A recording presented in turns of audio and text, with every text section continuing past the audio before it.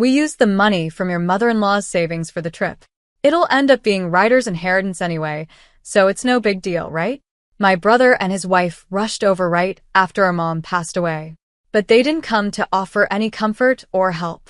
Instead, they came to grab her bank book and take out her savings before I could even file her death certificate with the government. You used mom's money, huh? I asked, trying hard to keep calm. Fallon casually replied, Yeah, we spent about $20,000 on the trip, LOL. I was furious. The nerve of my brother and his wife to use my mother's money without even asking. For a moment, I could feel my anger rising. But then I remembered something. I started laughing to myself because I knew something they didn't. Fallon looked confused. What's wrong with you? Did the shock of us using the money drive you crazy? I wasn't losing my mind. I was laughing because I couldn't wait to see the look on their faces when they found out the truth. Their carefree days were numbered. My name is Aurora, just an ordinary office worker raised by loving parents.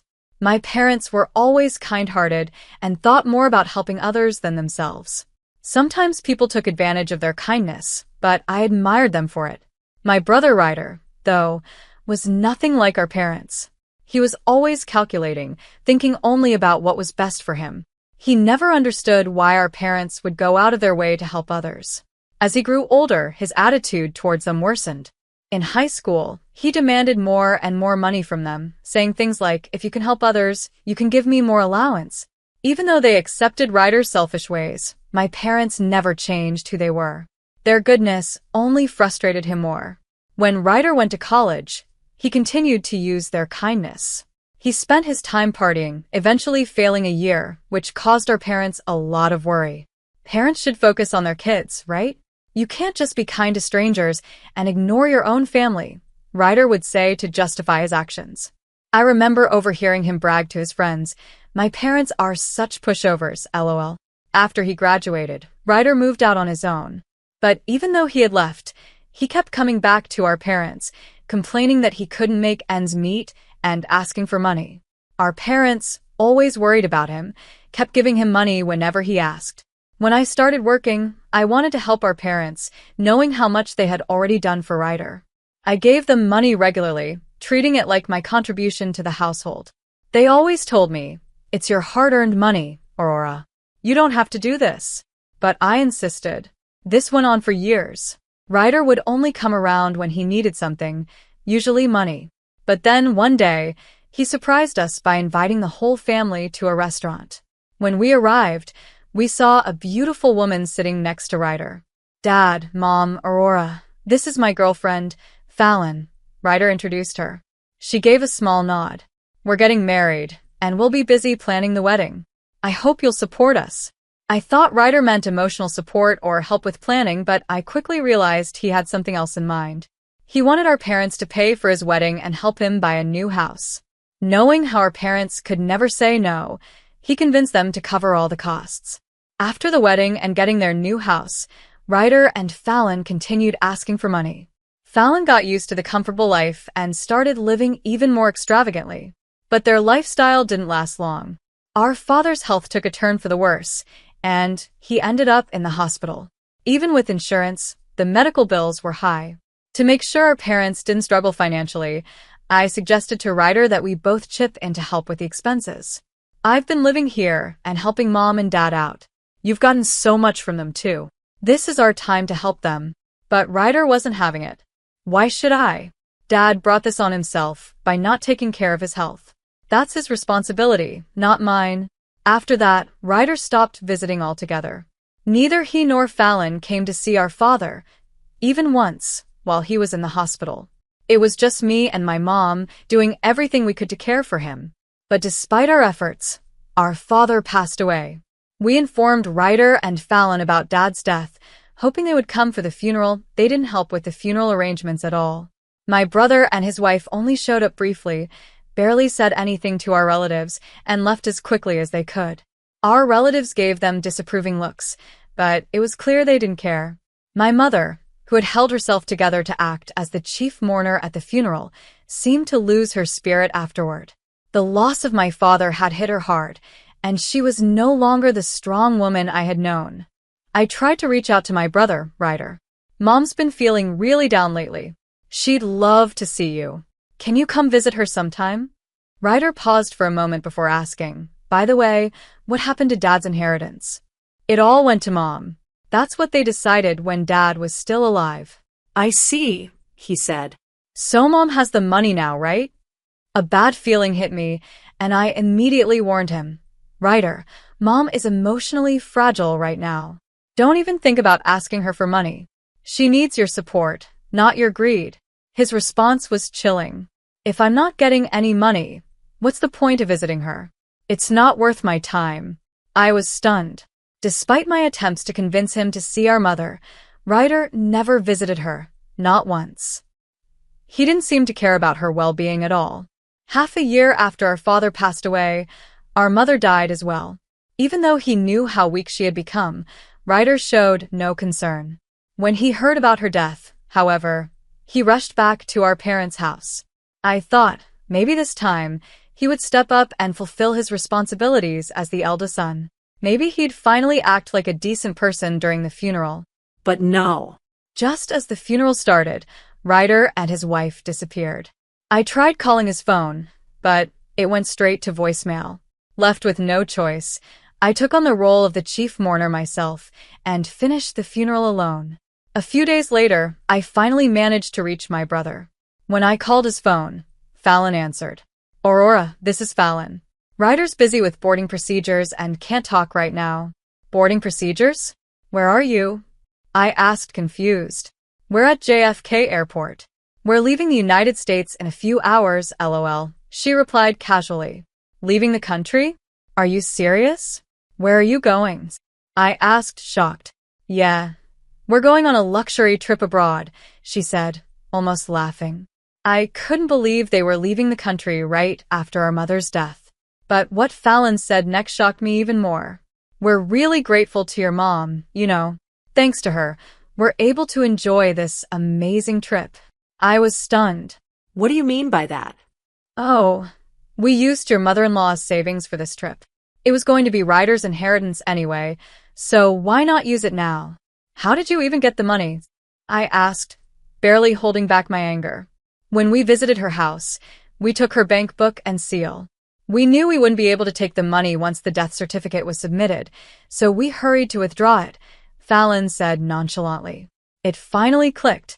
The real reason they rushed to our mom's house after her death wasn't to mourn. It was to steal her savings before I could officially report her death. So you used Mom's money for your trip, I said, trying hard to stay calm. Yeah, we've already spent about $20,000 on the trip expenses. Good thing Ryder's plan worked out, huh? For a brief moment, I was furious. The audacity of my brother and his wife to take our mother's money without permission was infuriating. But then I remembered something important. They didn't know everything. I couldn't help but laugh to myself. Heh, serves you right, I said under my breath, still laughing. Fallon, confused by my sudden laughter, asked, what's so funny? Did the shock of us using the money make you lose your mind? I composed myself and replied, no, I'm just amused. Ryder is the eldest, so of course, he's entitled to inherit more, right? I'll give up my share so he can have it all. That's what you both wanted from the start, isn't it? Oh wow, you're really understanding, aren't you? Fallon said, sounding pleased. By the way, can you arrange to have all of Mom's mail forwarded to your house? Don't worry, it's a simple task. I'll let Ryder know. She hung up the phone cheerfully, leaving me in disbelief. I didn't hear from my brother again until they returned from their trip. Aurora, Ryder said when he finally called, Fallon told me you're giving up your inheritance. Is that right?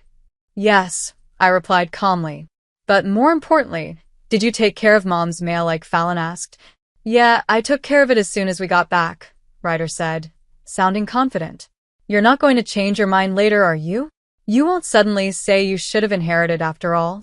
Of course not, I replied calmly. I still think I made the right decision. Well, it's only fair that I, the eldest son, inherit everything, right? Haha, Ryder said, clearly in high spirits, before ending the call. A few weeks later, however, Ryder called me again, but this time his tone was different. He sounded panicked. Aurora, there's a collection notice addressed to Mom in her mail. What's this about? Oh, is it from the bank? I asked, already knowing what was coming. Our parents were always helping people in need. If someone asked to borrow money, they'd even borrow from the bank just to lend it to others, or they'd agree to become guarantors. Over time, their debt grew larger and larger. The debt. Ryder raised his voice. You knew about this, didn't you? Why didn't you say anything? There was no point in telling you, I responded quietly. What are you talking about? You knew about the debt, didn't you? That's why you gave up your inheritance, right? If I had known, I would have given it up too. Ryder yelled, now desperate. That's impossible, I said firmly. Why? Why is that impossible? Ryder, you took money from Mom's bank account to go on vacation, didn't you? So what? What does that have to do with giving up the inheritance? He asked, not understanding. It's a big deal. What you did is considered a simple acceptance of the inheritance, I explained. Simple acceptance? What does that even mean? Explain it to me so I can understand, he demanded. I patiently explained that by withdrawing money from our deceased mother's account and using it for personal expenses, it was seen as accepting the inheritance. This meant that he had also accepted the debt that came with it. I've never heard of such a thing, Ryder exclaimed in disbelief. Of course not, I replied. Not many people would think of using a deceased family member's savings for their own luxury trips, so it doesn't come up in everyday conversation. You're just making this up because you want the inheritance for yourself. Ryder accused me. I have a lawyer friend, you know. They'll find out if you're lying. He hung up angrily. Later, though, he called back, but his earlier confidence was gone. Aurora, he said quietly, you were right. I can't give up the inheritance now. It seemed his lawyer had confirmed everything I had told him. Ryder finally realized he had inherited not just my parents' assets, but also their debt. He had always taken money from them, never knowing they were quietly accumulating debt behind the scenes to help others. Ironically, he was now stuck with the consequences. Still, Ryder tried desperately to avoid paying the debt. He and Fallon had been living beyond their means for years, spending freely and never saving much. Now, faced with the reality of their financial situation, they were in trouble. Ryder tried to soften me up. Aurora, we're family. It's just the two of us now. Don't you think we should join forces? We should work together to pay off the debt. Join forces? I asked, raising an eyebrow. What do you mean? I think it's time we show our loyalty to our parents, he said, trying to sound sincere. We should split the debt between us. Let's forget about the inheritance and pay half each. I sighed deeply. His sudden change of heart was too little, too late. Ryder, when Dad was in the hospital, I asked you to help our parents together. But you pushed me away. I was busy back then, he argued. No matter how busy you were, you didn't visit Dad once while he was in the hospital. You didn't support Mom when she was grieving either. Now, you want to talk about loyalty? Don't ever mention that to me again. There was silence on the other end of the phone. I knew Ryder had nothing left to say. Have you ever done anything for someone else, Ryder? I continued. You took advantage of our kind parents, but now there's no one left to help you, not even family.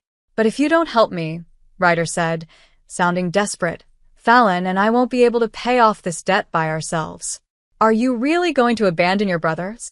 When Dad was in the hospital, you abandoned him, saying it was his own fault for not taking care of his health. Now, using Mom's savings was your fault. This is your responsibility, not mine. I regret that, okay? I've changed, Ryder pleaded. Have you?